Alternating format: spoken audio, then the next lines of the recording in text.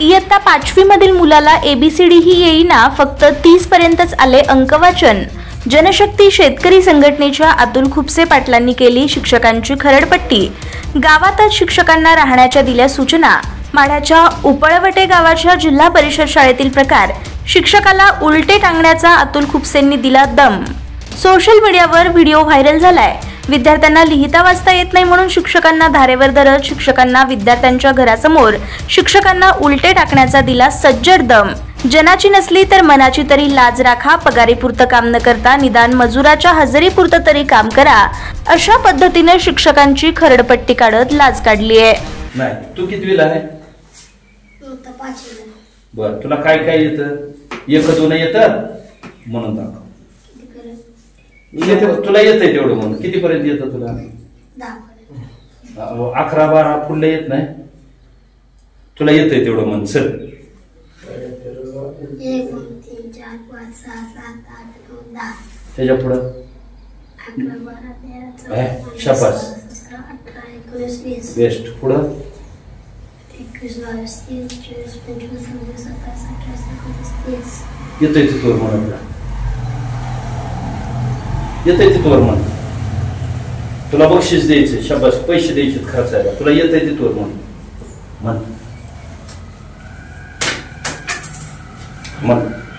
तुला जेवढं येतंय तेवढं म्हण। ठेव की चॉकलेट, ठेव ठेव म्हण।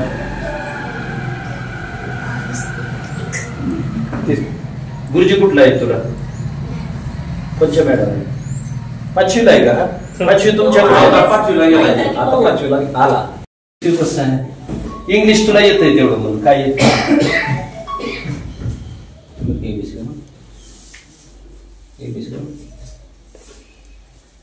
ABCD म्हण म्हण, घाबरू नको, तुला पैसे देतो।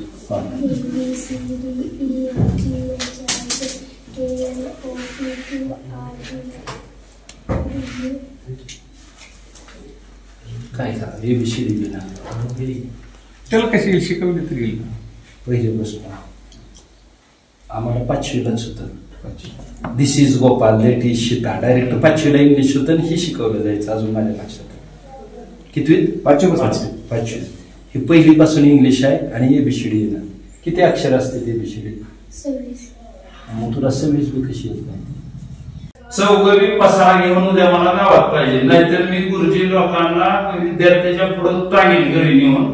आणि जर नसलं तर सभा मंडप आहे, मंगल कार्यालय आहे, आसपासची जी कार्यालय आहे ती कुठे राहता येते गुरुजीला, आणि कुणाची नाही व्यवस्था झाली तर मी राहायची व्यवस्था करतो। तर पगारीवर चढ नाही, तुम्ही पगारीवर आहे, थोडी लाज वाटली पाहिजे मला। तुम्हाला जर लाजच नसेल तर काय अर्थ नाही।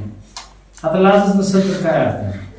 60,000 माणूस जर पगार घेत असेल तर 2,000 रुपये दिवसाला झालं, 250 रुपयाला बायका जाते, 500 रुपयाला गडी राब राब राब तू त्याचं घाम होते, त्याची लेकरं तुमच्या पैसे येते। आज एक सांगतो, शपथ घ्या, भैरोबाची नगरी आहे की तुम्हाला काहीच करायची गरज नाही। तुम्ही लेकरं जर शिकवली का नाही, तुम्हाला पाया पडायची गरज नाही, त्यांचा आत्माच तुम्हाला दुवा देईल।